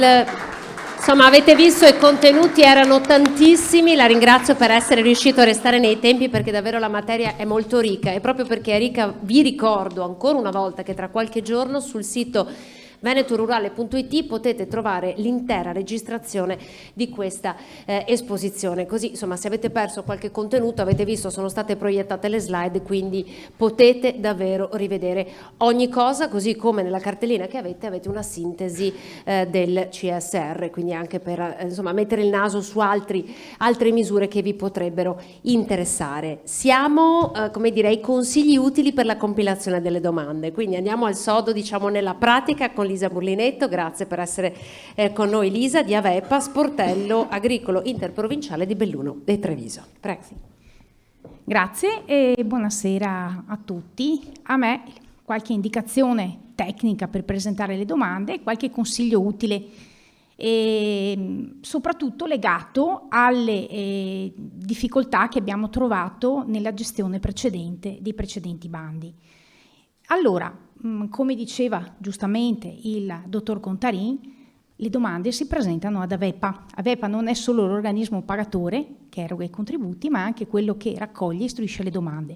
Le domande vengono presentate informaticamente, solo informaticamente, attraverso gli applicativi che noi mettiamo a disposizione, applicativi regionali, che ci si può accedere attraverso il nostro sito web. Il primo passaggio è comunque la costituzione o l'aggiornamento del fascicolo aziendale, quindi tutti i soggetti che vogliono presentare i contributi devono iscriversi, diciamo, all'anagrafe delle aziende, fornendo i primi elementi per la loro anagrafica, sia diciamo nominativa, organizzativa dell'azienda e produttiva, quindi anche quelli che sono i propri terreni. Questo aspetto non lo può fare in proprio l'imprenditore, si deve rivolgere a un gestore che è stato individuato dalla Regione. In primis abbiamo i centri autorizzati di assistenza agricola o gli sportelli provinciali di Avepa. Pertanto, ancora prima di presentare le domande, sapete che dovete fare questo step. Ci sono dei tempi tecnici, dei documenti che devono essere elaborati ed è necessario prendersi per tempo. Non si può certo arrivare all'ultimo giorno senza aver aggiornato il fascicolo a presentarsi da un operatore per presentare la domanda. Arriviamo quindi alla presentazione della domanda. Questa viene fatta appunto telematicamente. Chi può farlo? Lo può fare direttamente l'imprenditore, e in primis lo fa il titolare o rappresentante legale, ma nella maggior parte dei casi vediamo che si avvale invece di una persona magari esperta che conosce anche meglio già gli strumenti e i bandi, una persona tecnica, quindi un tecnico di fiducia, ma può essere anche un dipendente, un familiare, un terzo comunque, al quale deve fornire una delega. Questa delega non è una delega per la sottoscrizione della domanda, è una delega per il caricamento della domanda, la raccolta della documentazione e la presentazione, perché rimane responsabile della domanda sempre il titolare rappresentante legale del richiedente, dell'azienda richiedente, okay? Che sottoscrive e quindi è responsabile delle dichiarazioni che vi sono contenute, ma anche degli impegni che sottostanno e tutti gli elementi che sono contenuti. La persona quindi incaricata si approccerà all'applicativo, prima dovrà anche profilarsi come utente e entrerà con il proprio SPID o la carta d'identità elettronica. E l'applicativo, diciamo nell'applicativo è possibile inserire i dati, compilare il modulo di domanda. Alcune informazioni sono già precompilate e sono le informazioni che vengono raccolte in automatico dal fascicolo dell'azienda. Altre informazioni vengono inserite come i punteggi, l'investimento ovviamente che si richiede, le spese e ovviamente i flag nelle varie dichiarazioni che deve fare l'azienda. Poi vengono caricati anche tutti i file nell'applicativo che sono necessari, quindi la domanda che deve essere correttamente sottoscritta, il documento di identità e anche tutti gli altri documenti che sono considerati essenziali e previsti dai singoli bandi. Infine, la domanda viene presentata telematicamente direttamente attraverso l'applicativo. Alcuni consigli. Il termine ultimo di presentazione della domanda è fondamentale, prima si diceva è il 6 di marzo, entro il 6 di marzo vi dovete organizzare per raccogliere tutta la documentazione che è necessaria e poi per gli aspetti tecnici, quindi prendersi per tempo. Se ci sono degli errori è possibile sempre presentare una domanda sostitutiva, ma sarà una domanda che può essere presentata sempre entro il 6 di marzo, non più tardi. Un altro aspetto da non sottovalutare è approfondire e leggersi con attenzione i bandi. Insomma, abbiamo sempre fatto in un certo modo, i bandi nel tempo sono anche cambiati, ok? E quelli che via via si susseguono hanno qualche sfaccettatura che è diversa. Leggeteli con attenzione.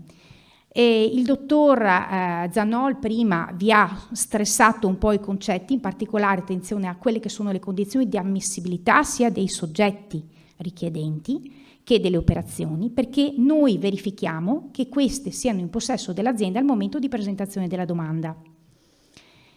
E poi talune di queste devono essere anche mantenute per tutto il periodo di stabilità dell'operazione. Altro aspetto, quello che diceva prima, che deve essere attaccato sulla porta della camera, io vi dico sul frigorifero, che così lo vedi anche meglio, e sono i vincoli e gli impegni, che a volte vengono sottovalutati. Verificate se siete in grado già da ora di poterli rispettare, ok? Quelli che avverranno nelle scadenze successive. Poi l'altro aspetto è il punteggio minimo, ci deve essere un punteggio minimo, insomma, che è previsto nei vari bandi, verificate se ne avete tutte le condizioni. Infine, la qualità del progetto.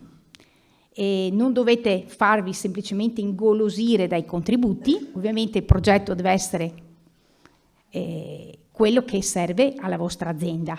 Se l'idea è buona, si vede anche nei documenti che vengono presentati, si riesce a tradurla correttamente. E anche ha molte più chance di essere realizzata così come è stata finanziata, perché noi poi andremo a vedere alla fine quello che è stato finanziato, noi ci aspettiamo di trovare così, ok? E non qualcosa di diverso. Possono intervenire delle modifiche nel tempo per esigenze, insomma, economiche, tecniche, di maggior convenienza. È opportuno che ci si confronti tempestivamente con la VEPA, con gli sportelli, insomma, che istruiscono le pratiche, in modo anche che vi possiamo dire da subito se queste sono ammissibili o meno, onde evitare poi che alla fine non riusciamo a pagare, perché appunto siamo l'organismo pagatore e noi ci teniamo a pagare e non a non pagare. Sempre sulla qualità del progetto è importante anche che la documentazione sia buona, fatta bene, quella che viene presentata, perché noi quella guardiamo, quella istruiamo. Allora, per fare alcuni esempi, se vi avvalete di diversi tecnici per comporre la domanda, per esempio del geometra piuttosto che del tecnico che carica la domanda, ok, professionista, cercate di fare in modo che dialoghino tra di loro e quindi che i documenti siano coerenti. Altro aspetto, i piani aziendali. A volte, passate il termine, non sono compilati molto bene, sembra un po' frettolosamente. I dati, le informazioni che devono essere contenuti devono essere precisi, ok? Devono essere motivati, ragionevoli.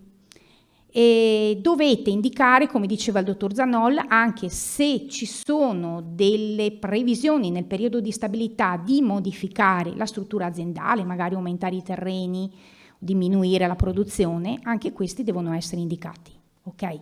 Onde evitare che poi noi vi chiediamo chiarimenti su chiarimenti e modifiche di questi documenti. Poi le spese. Le spese che vengono richieste devono essere ragionevoli, pertinenti ovviamente con l'operazione, devono essere anche commisurate alle dimensioni dell'intervento, ma anche alle dimensioni dell'azienda, alla capacità produttiva dell'azienda. E noi che cosa andiamo a riconoscere come spese? E quello che ci viene proposto ha dei prezzi che siano di mercato, tra i più convenienti del mercato. quindi le spese proposte devono essere coerenti con i preziari, o sulla base di diciamo una piccola indagine di mercato che chiediamo, che è la presentazione di 3 preventivi. I 3 preventivi però che presentate devono essere abbastanza analitici, puntuali, di ditte che siano effettivamente in concorrenza, non di un gruppo. Ok? Ricordo anche che noi possiamo riconoscere un aiuto che è commisurato al modello base delle macchine e delle attrezzature. Se qualcuno vuole comprare una macchina, un'attrezzatura che ha optional, che ha cose, lo può fare tranquillamente. Noi però possiamo riconoscere il valore del modello base. Ok? Questo anche perché sarebbe una discriminazione, insomma, pagare, riconoscere per le stesse attrezzature qualcosa di diverso, quando anche sono superiori rispetto a quello che sono le esigenze normali. E infine ricordo l'eleggibilità delle spese, a parte le spese di carattere generale, quelle tecniche dei liberi professionisti, le altre possono essere riconosciute solo per attività che sono iniziate dopo la presentazione della domanda. Ricordo anche in tutte le fatture, in tutti i documenti, che devono, soprattutto prima che vengono già, diciamo, realizzate prima della finanziabilità, ma dopo la presentazione della domanda, l'importanza di far indicare anche i riferimenti alla delibera e quindi che vengono poi presentate per ottenere un contributo. Altri aspetti che sembrano scontati, però ogni volta ci troviamo, insomma, in qualche bando, gli errori, diciamo, dell'ultimo minuto, ok? La domanda deve essere firmata, deve essere caricata la domanda firmata. E la firma della domanda, vi ho detto, deve essere solo del titolare rappresentante legale e deve essere valida. Quindi la firma può essere digitale, però diciamo con un certificato valido, o autografa accompagnata dalla carta d'identità. Devono essere anche presenti documenti essenziali che sono previsti nel bando. Se mancano non possono essere integrati, si chiamano essenziali proprio per questo motivo. Devono essere allegati alla domanda o presentati comunque entro la scadenza. E perché la loro mancanza può comportare la non ammissibilità della domanda, dell'operazione, o il non riconoscimento dei punteggi a cui si riferiscono.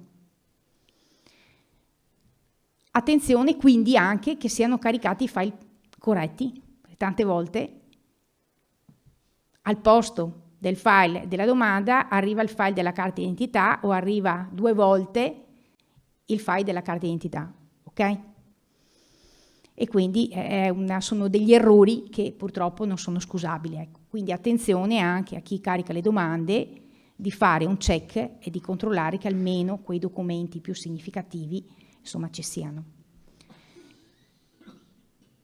Sul nostro sito trovate tutti i riferimenti per potervi accreditare e per poter accedere agli applicativi e mano a mano che presentate le domande, nei prossimi giorni vi verranno in mente anche dei dubbi.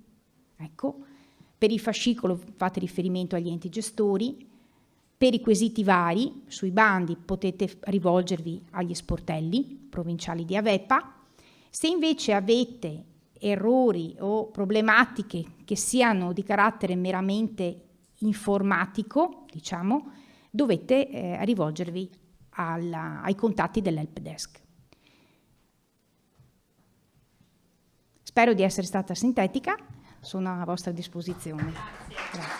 Grazie alla dottoressa Burlenetto, davvero grazie. Poi tra l'altro, insomma, lei è entrata proprio nel vivo, no? Andando in qualche modo a citare quali sono gli errori che comunemente Avepa trova e quindi cercando di scongiurare il fatto che possano essere replicati ancora una volta. Allora, prima si è citata la terza commissione, io vorrei ringraziare Tommaso Razzolini, consigliere regionale che è in terza commissione, che ci ha raggiunto, insomma grazie per la sua presenza. È arrivata la parte, insomma, forse quella più attesa, quella delle domande e delle risposte, perché i nostri esperti sono qui anche per chiarire i vostri dubbi e per appunto rispondere alle domande che magari questa presentazione ha suscitato. Per cui direi, come facciamo sempre, come abbiamo fatto in questi 7 incontri precedenti, ne raccogliamo 2-3 e poi passiamo alle risposte e poi possiamo fare un secondo giro, ricordandovi che alle 20 dobbiamo chiudere e ricordandovi anche che avete a disposizione un questionario di gradimento per aiutarci, insomma, anche a come dire, giudicare questo lavoro che è stato fatto. Io direi di partire, sono qui a disposizione, c'è già una mano alzata, vedo un giovane agricoltore che direi i destinatari proprio dei dati. Vediamo se sì, il microfono allora, le chiedo di alzarsi cortesemente, le passo il microfono, si presenta. Sono Zanatta Andrea e dovrei fare 2 domande. Conversione all'agricoltura biologica apre quest'anno? Seconda domanda? Seconda domanda. Ho visto la domanda del primo insediamento e c'è una discordanza tra il prezzario per quanto riguarda i sarchiatori con lente e il rispetto al prezzario che è definito da tabella. Cioè uno costa 50 e il prezzario è 20. Quindi è tanta differenza. Volevo dire se va bene. Posso fare una domanda? Sì. Perché io non ho visto questa cosa, ma il prezzario fa riferimento ai sarchiatori con lente? No, il prezzario è generale. Perfetto. Scrive sarchiatore. Bene, allora rispondiamo. Sì, ok. Grazie. Altra domanda, raccogliamo un'altra domanda. Altrimenti vi diamo il tempo di pensarci un attimo e direi che potremmo passare intanto a rispondere a questa prima domanda. Prego. Allora io rispondo alla prima, poi Alberto entra nel merito della seconda. L'agricoltura biologica quest'anno apre solo il mantenimento, la conversione in toto dell'azienda ha avuto il bando nel 24 e siamo a esaurimento dei fondi per il biologico. È vero che se un'azienda è parzialmente già in biologico superata la conversione e parte in conversione, può partecipare al bando che si apre a questione di settimane, come dicevo. Se l'azienda invece è totalmente da convertire, purtroppo sì, non sono previste ulteriori aperture. Sì, allora riguardo invece alla seconda domanda, il prezzario di riferimento legato alle attrezzature è un prezzario di riferimento che riguarda attrezzature tra virgolette standard, cioè sono definite quelle che sono le tipologie di attrezzatura. Il caso che lei ha fatto è il caso di scuola, nel senso che se si tratta evidentemente di un sarchiatore con lettura della fila, non è assolutamente congruente con quello che è la tipologia di sarchiatore presente nel prezzario, e quindi questo le dà la possibilità di dare evidenza chiaramente della differenza e quindi necessariamente va fuori dal prezzario con però l'obbligo di avere i 3 preventivi, e quindi si va poi sul migliore rispetto ai 3 preventivi, ovvero a quello che lei ha scelto in relazione a quelle che sono le caratteristiche dei preventivi, giustificando. Ok? Direi che siamo stati più che esaustivi. C'è un'altra domanda? Prego. Buongiorno, mi scuso ma sono arrivato un po' in ritardo. Non so se mi sono perso io la descrizione dei bandi SRH o se non sono stati trattati. Sì. No, allora, io avevo detto all'inizio, considerata la platea, non trattavamo i bandi SRH, perché i bandi SRH sono legati agli organismi di consulenza, mentre qui volevamo fare il focus sugli interventi che sono legati alle imprese agricole.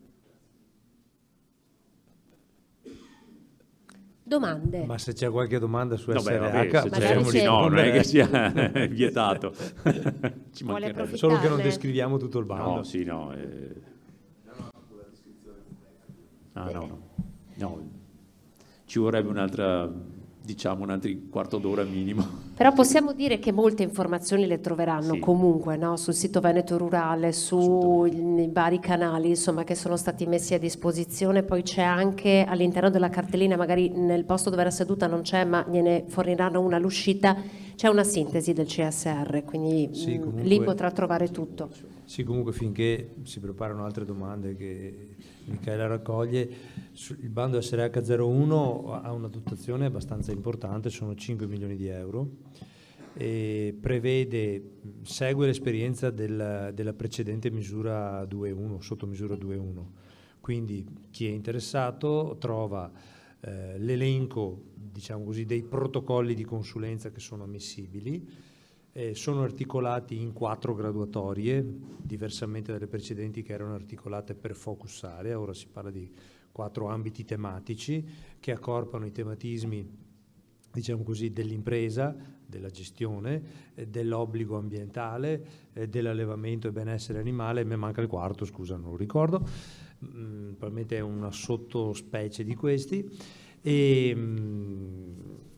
Per ciascun protocollo sono previste il numero di visite in azienda, il numero di ore, gli output che vanno prodotti consegnati all'agricoltore, è previsto il costo di ciascuna consulenza per un'azienda, è stato adeguato il costo semplificato che viene applicato, è un costo a orario consulente, forfettario, che comprende tutti i costi e mi pare sia di 62 euro all'ora o giù di lì, insomma, ecco. Sì. Ovviamente assorbe anche altre voci di costo.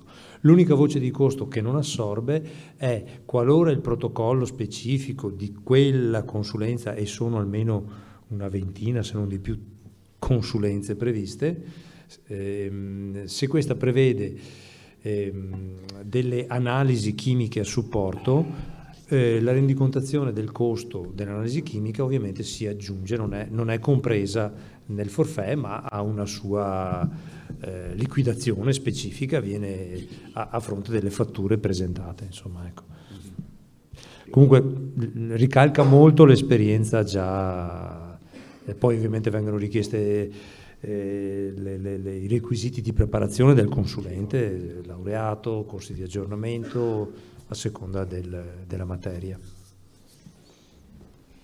Grazie dottor Contarin. Ci sono altre domande? C'è una signora qui, guardi qua Michela, c'è una signora. Nascosta dietro la colonna. Sì, buongiorno, sono Lapo Emanuela e sono un tecnico. E volevo chiederle un caso, visto che nessuno fa domande così, insomma, è giusto per argomentare la misura del primo insediamento. Il caso è questo, di un giovane che entro i 24 mesi è insediato in società, ma in questi 24 mesi non ha presentato la misura di primo insediamento, invece ha presentato una domanda SRD01 oppure una 411. Oggi potrà presentare la sua domanda di primo insediamento, considerato che siamo ancora dentro i 24 mesi e quindi non ha ancora beneficiato del premio, e quindi mettiamo che ha ancora della capienza dei 600.000 euro e quindi presenterà la sua domanda di primo insediamento con la capienza che gli rimane. Sono stata chiara? Sì. Direi di sì, penso che stiano discutendo della risposta. Vediamo in caso. Serve qualche altro elemento per rispondere? No, stavamo mandando a memoria il bando. Grazie. Per rispondere. Non è specificato nel bando perché non è mai successo. Perché c'è il contrario. Aspetta che c'è invece il contrario. Se c'è qualche altra domanda, intanto cerchiamo il punto. Sì, allora. È Eccoci qua. Aspetti che arrivo da lei, che così tutti quanti hanno modo di sentire bene la sua domanda. Volevo capire la spesa ammissibile nel primo insediamento in rapporto agli ettari e alla superficie, cioè risponda a questa intanto. Allora, dottor Zanola risponde, sì. Allora, non c'è una spesa ammissibile in rapporto agli ettari e alla superficie. C'è una spesa minima e una spesa massima. Poi, adesso, ovviamente dipende dalla sostenibilità del piano aziendale. Però se evidentemente c'è un piano aziendale che prevede, che so, una spesa, un'azienda di 4 ettari, 3 ettari, 2 ettari, ma fa un tipo di intervento che è ad alto incidenza, chiamiamola così, finanziaria, ma che però dà evidentemente anche effetti positivi da un punto di vista di ritorno. Mi sto parlando magari di cose particolari, ovviamente, cioè indifferente potrebbe essere anche un'azienda da 1,5 ettari se fa un investimento di questo genere. È chiaro che però insomma ci dovrebbe essere un equilibrio tra quello che è la parte, diciamo così, di impegno finanziario e la parte evidentemente di ritorno economico, però non c'è una limitazione per ettaro. Allora io comincio e poi il dottor Zanol finisce. Grazie. Io devo solo leggere, quindi faccio la parte più facile. Punto 4.7, ad esempio, del bando SRD01 pacchetto giovani. Leggo testualmente. C'è il periodo vincolativo, poi si dice: coloro che beneficiano del tipo di intervento 411 del PSR 1422 o dell'intervento SRD01 del CSR 2327 nell'ambito del pacchetto giovani 611 oppure SRE01 durante il periodo di realizzazione del piano aziendale che intercorre tra la data di approvazione della concessione dell'aiuto e la data della domanda di chiusura del pacchetto, non possono accedere a ulteriori aiuti a valere sull'intervento SRD01, perché stiamo parlando di SRD01. Però questo è il caso di scuola. Cioè il caso di scuola prevede: tu hai fatto il pacchetto giovani, sei in graduatoria, sei finanziato, finché non lo finisci non potrai chiedere un altro investimento, che ci sta, no? Qui il caso è esattamente il contrario, cioè nel periodo cosiddetto di grazia dai regolamenti europei, in cui il giovane ha esperito gli adempimenti di insediamento, non so, partita IVA, società, ha avuto l'occasione di partecipare a un bando SRD 01, adesso entro i 24 mesi richiede il premio di insediamento ed è obbligato a fare il pacchetto giovani inserendo degli investimenti. Allora, io dico che stasera non diamo la risposta, però ragioniamo a voce alta, che così qua il caso... Le chiedo questa cosa perché a un certo punto nei requisiti di ammissibilità del soggetto beneficiario, al punto 6, però non il capitolo 3, 2... non mi ricordo qual è. Di quale bando? È della SRE 01. Andiamo sulla SRE 01. Esatto, viene aggiunto quel comma che non c'è mai stato, che sembra parli proprio di quei 24 mesi. Adesso lo vediamo subito, che mi sono fermato sulla prima io, ecco qua. Sono in ordine, aspetta. l'SRD01. Comunque non dobbiamo risolverlo stasera. No, va bene. Cioè, No, ma semmai... bene. Se ci sono altre domande, intanto... Vabbè, io ho capito dov'è. La funzione sarebbe quella, dopo magari se non si capisce è un altro ragionamento. No, perché la funzione è quella, cioè il concetto è una questione concettuale. L'Unione Europea dice: io ti do un premio di primo insediamento perché tu devi adattarti e perché ti insedi per la prima volta e quindi devi adattarti rispetto a questa nuova situazione. È un avviamento.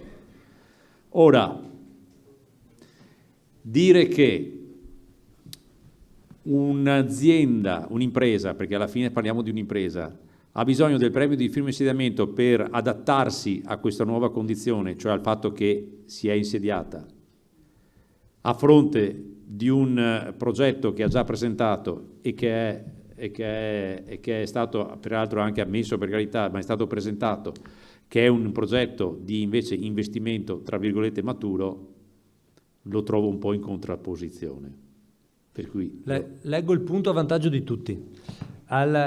Citato il paragrafo 3.2, al punto 6 si legge testualmente: non aver beneficiato di contributi a valere sui tipi di intervento 411, 611, 641 del PSR 1422 o su interventi SRD01, SRD02, SRD03, SRD06. Sì, no, è chiaro, non si può. il concetto era quello, si capisce. Boh. Il motivo che ci sta dietro è il cosiddetto principio incentivante, cioè tanto gli aiuti approvati ai sensi di un articolo del Trattato del funzionamento dell'Unione Europea, l'articolo 42, sono questi, quanto gli aiuti di Stato devono dimostrare che c'è l'effetto incentivante, cioè che quell'operatore si mette in moto perché conta del contributo. In questo caso qui questa clausola è stata messa perché se uno ha già percepito un aiuto, ancorché non il premio di insediamento, però lui ha già fatto la sua scelta, che cosa ti incentivo a fare, è stato aiutato a fare l'investimento e quindi si elidono.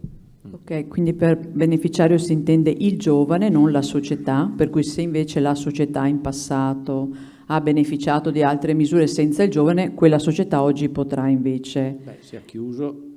Cioè lì si intende beneficiario il giovane, non il beneficiario la società. Credo di sì, insomma, siamo nel capitolo dell'ammissibilità dell'individuo, dell'individuo. Requisito soggettivo. E l'altro passaggio, così poi la chiudo, quindi vuol dire anche che il giovane che oggi fa la sua domanda di primo insediamento, siccome sappiamo che l'agriturismo ha un punteggio molto basso, capita che abbiamo presentato in passato il primo insediamento pacchetto giovani e separatamente la misura sull'agriturismo.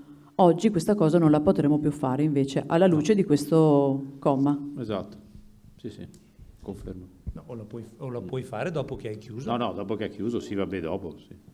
Però, scusami, mi dai un destro, però, scusa, perché... Allora, capisco, i consulenti è giusto che, come dire, trovino, macinino e elaborino.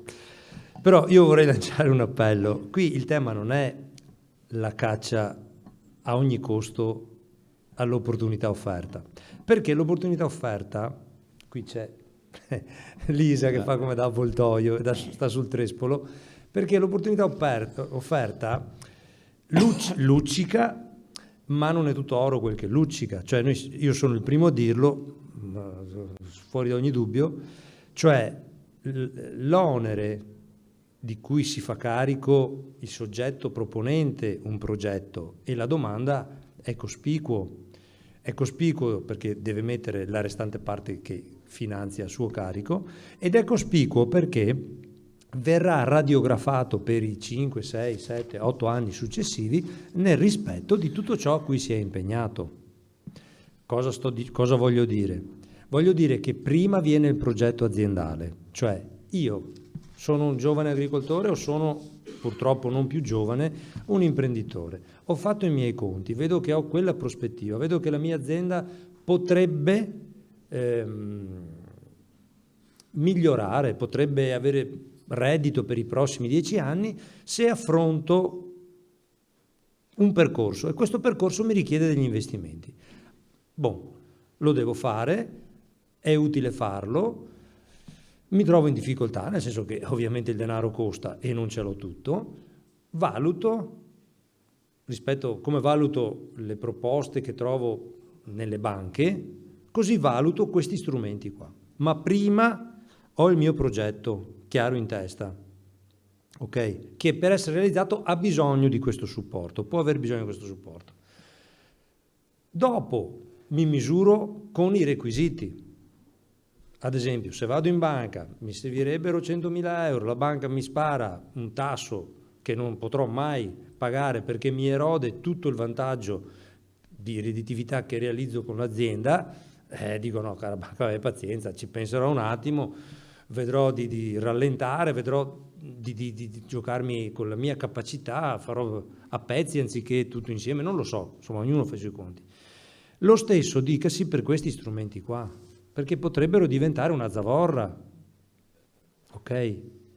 E i meccanismi di controllo ci sono e sono pesanti. Se tutto è a posto, con un bravo consulente che supporta, che tiene le carte, eccetera, ottimo. Per cui va valutato bene ecco, ripeto, l'onere a cui ci si imbarca. Noi non stiamo cercando, come dire, successo, lavoro per far carte perché così gira l'economia, no.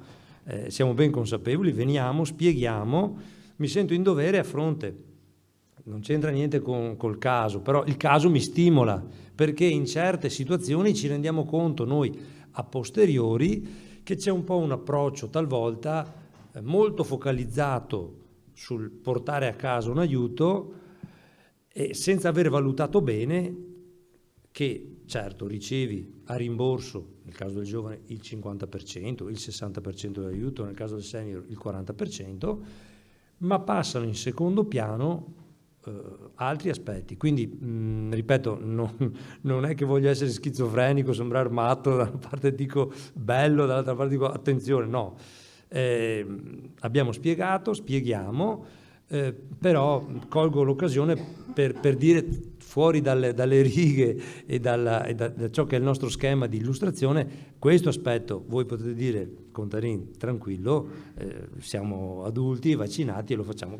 Certo, spero, vi chiedo scusa e l'ho fatto solo per chiarire e per dare consapevolezza. Probabilmente mi viene da dire certi tipi di investimento, magari di dimensione anche un po' più contenuta, meno impegnativi o che possono essere affrontati con step successivi a blocchi, forse trovano soluzioni anche al di fuori di questi strumenti, perché questi strumenti, ripeto, sono molto rigorosi, hanno dei controlli rigorosissimi, prevedono un quadro sanzionatorio nel caso che uno degli aspetti a cui ci si è impegnati non vada a buon fine, e potrebbe succedere che uno che si è impegnato ha fatto, c'è una piccola inadempienza, si vede decurtare una parte del contributo e si trova scoperto, perché ha fatto conto proprio sul contributo, ok? E non tornano più i conti, perché se dovevo ricevere 50 e mi arriva 45 o 40 o quel che l'è,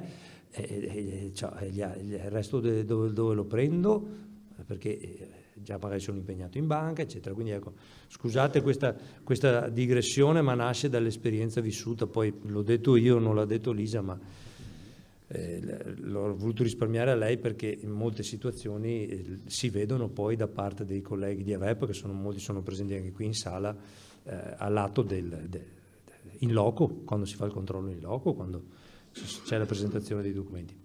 Prego. Grazie dottor Contarin. Eccoci qua, adesso ne abbiamo stimolate 2 di domande. Bene, nel frattempo. poi chiudiamo allora. Va bene, allora le ultime 2 domande, la mano alzata era la sua, prego. Sì, buonasera, sono Davide Bastianello e sono imprenditore agricolo non giovane. L'idea era quella di trasformare un annesso in ricezione turistica, no? Produrre delle camere. E probabilmente l'annesso è piccolo per quello che devo fare e quindi dovrò leggermente ampliare la cubatura. In questo caso è finanziabile la cosa oppure no?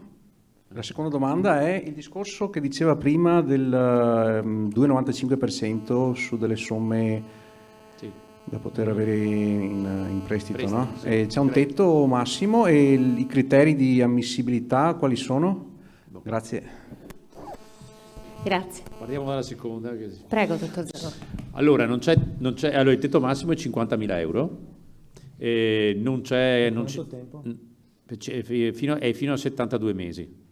Non c'è ovviamente il prestito. Non c'è criteri di ammissibilità, le domande sono a sportello. Però, ripeto, la domanda viene fatta dal soggetto finanziario, non direttamente ovviamente dall'agricoltore.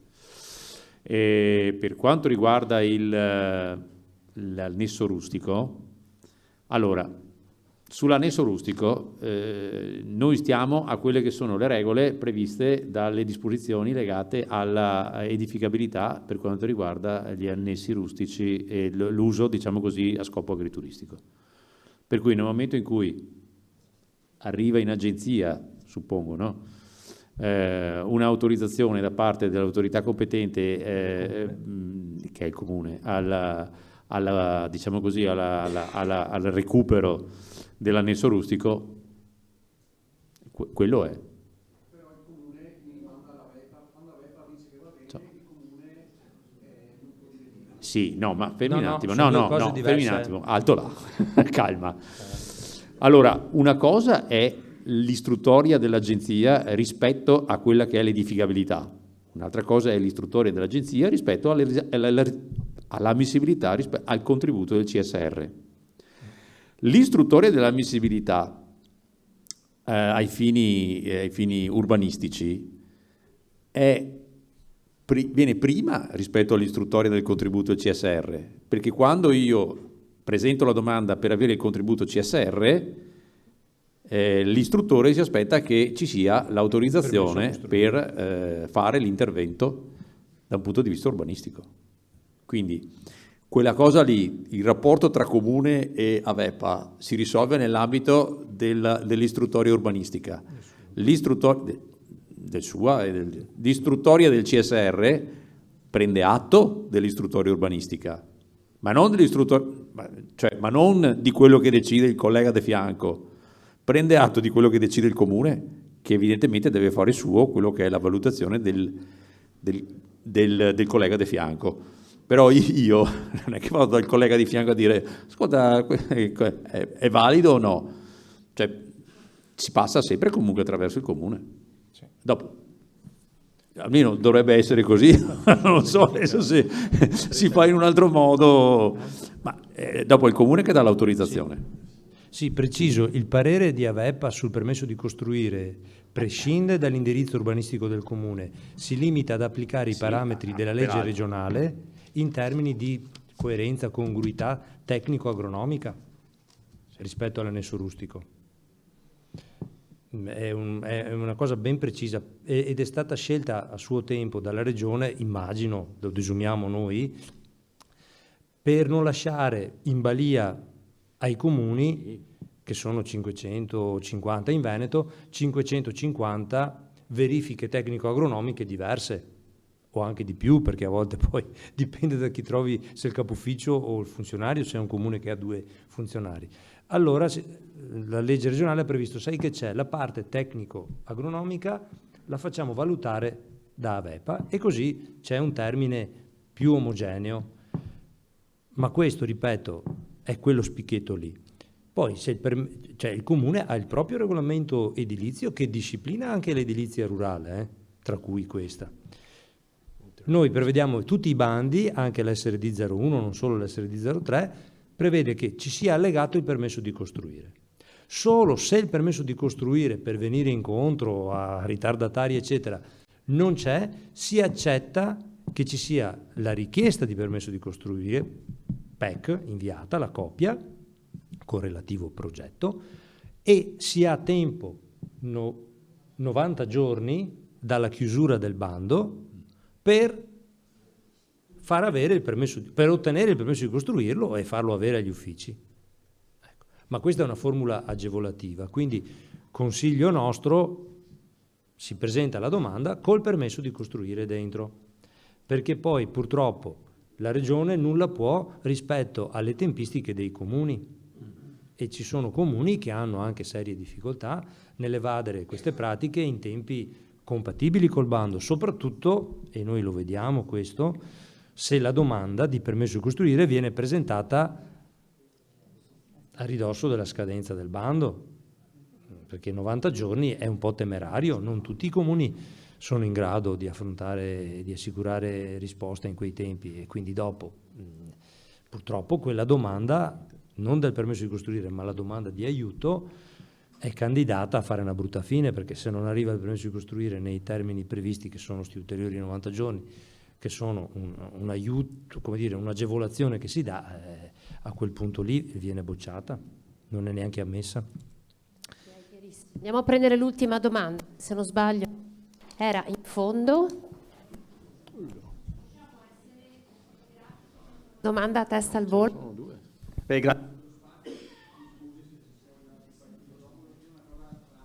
Riguarda il viticolo enologico. C'erano i famosi progetti e c'è nei prossimi anni o titolo chiuso e basta. Grazie. Rispondo io? Aspetta la domanda. No, aspetta la domanda. Vabbè, prendiamo anche l'altra. progetti. Quindi vi chiedo di... Ci proviamo lo stesso.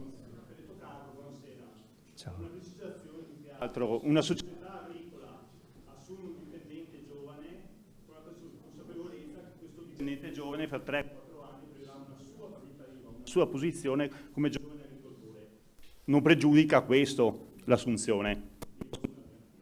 E poi una definizione di quello che è l'ultimo sulla categoria degli agromeccanici, la sua definizione come agromeccanico puro. Sì, ce l'ho qua. Comunque, allora, prima domanda. No, allora, da qui non vedo l'età del signore, ma io non mi ricordo progetti pilota. Non so cosa intendesse. E tu hai i capelli bianchi? E io ho i capelli bianchi.